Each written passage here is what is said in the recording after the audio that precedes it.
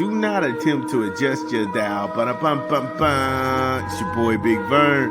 This is App Stupid, the fastest growing sports and entertainment show on these YouTube streets. You're welcome. Holla. Boy Big Vern coming to you on a crazy Friday here in the Midwest. Happy Oaks Day to everybody in Louisville, Kentucky. Make sure you take you a poncho. You can't have umbrellas inside Churchill Downs. Bet you didn't know that. Also, I bet you didn't know the mint julep is costing you $24. Yikes for a mint julep. Some bullshit you'll never drink outside of the first weekend in May. They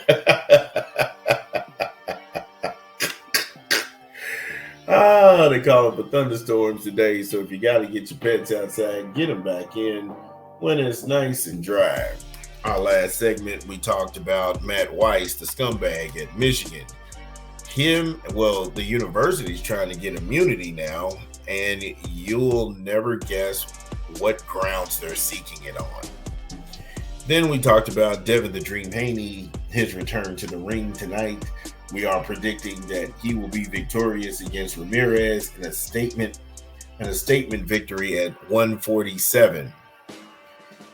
Then we talked about LeBron James. LeBron James is the GOAT. We don't care how you feel about it. The numbers in his last season, if he hangs it up this year, this summer, we compared his numbers to Jordan's numbers to Kobe's numbers just by the last seasons. And he is the king. He is the GOAT. So from the world of college football, going to stay in the world of college football, out of the Big Ten and into the SEC, the Razorbacks, they want their money back. We'll go ahead and get into this and figure out why would they be trying to collect money on players who leave the program. This is your boy Big Vern. It's your boy Big Vern coming to you live from the App Stupid Studios. We got another rap out. I know it's like Christmas around here. Amir Ali, High Street, in stores now. Get it where you legally consume music, whether it be Apple Music, Google Play, or Spotify. My personal favorites on the track is Welcome to High Street, 5179, Rookie LeBron, Champions with Lids. That is dope. That Champion song is crazy. Virginia is for lovers. Please don't feed the wolves. That's deep. That's deep. This dude is from West Philly, and he got bars on cotton. I'm like, what? Oh my goodness. That time I got robbed. Now, Greyhound Crown Gold Records, who did that beat? I need to know homie's name who did that beat, because the beat flip is ridiculous. Oh my God. After the money comes, Crown Talks, wow. Sorry, not sorry, therapy and conscious. Look, Amir Ali is playing no games.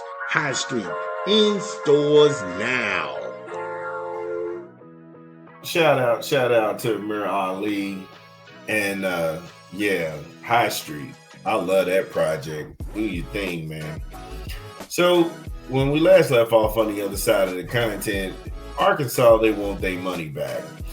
And this is all about buyout clauses. Now, they've hired mega sports attorney Tom Mars to get the money back from two guys in particular, Madden Lamaleva and Desmond Jones.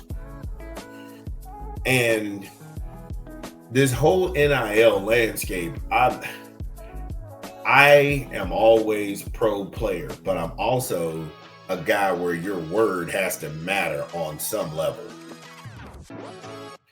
Your word has to mean something on some level.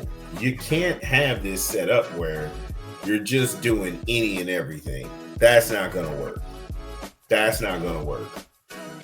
And these guys are signing deals and then bailing. They got to put some sort of provision in there. And Arkansas, this is one of those cases where kids need to actually watch what's going on, because House V NCAA, the ruling comes down July 1. And so now, when all of these kids have been leaving and going into the transfer portal after the season trying to look for greener pastures, it's going to make it more difficult because of the buyout provision. Now, this usually happens to coaches when coaches get poached by different schools or different conferences, coaches going from one university to the other. Sometimes the universities will go ahead and pay the buyout for the coach to come free and clear. That has to be negotiated. It's not uncommon for a coach to pay his own buyout clause when he leaves and goes for higher ground. But it will be a nuance for these kids. Now, Darren Heitner, now he represents Desmond Jones, and he says, I quote, "My position is that the buyout clause is the agreement that is unenforceable, as written and applied under Arkansas state law. For liquidated damages to be valid, they must reasonably estimate potential damages and apply when actual damages are hard to determine. Here, since Desmond James received no payment and the agreement was terminated just a few days after execution, BPSE suffered no harm. Thus, the clause appears to be a penalty rather than a fair estimation of damages, making it unenforceable." He has a point. He definitely has a point. Now, that was Desmond's attorney, because he never received any money. Yeah, you gave me a deal in theory, but if you didn't pay me anything, then how are you out of anything? How is the program damaged? No money ever traded hands. How did he harm the program when he didn't play a snap? How did he harm the program when they never paid him? So in the case of Desmond Jones, you can see where that kind of looks like sour grapes. I didn't give you any money, so why in the world would you want to take money from me? He might have an argument. Again, I don't know. This is why I bring these questions here to ask, and I'm probably the only person talking about it. Understand one thing. We built a following on facts and stories and reading. We rarely cover someone talking, because those are paid performers in performance arts and in the cult of personality. They really don't know how anything works. But when we're sitting here having this conversation, if I sign an NIL and I don't play for this team, I never got paid, how could you come after me for a buyout? Lamaleva is different. Nico's little brother, Lamaleva, he signed a one-year contract with Arkansas worth roughly $500,000 in January. The contract included a provision requiring Lamaleva to pay the collective 50% of the money remaining on the agreement should he leave the school. He was due $400,000 in remaining payments, which amounts to a buyout of $200,000.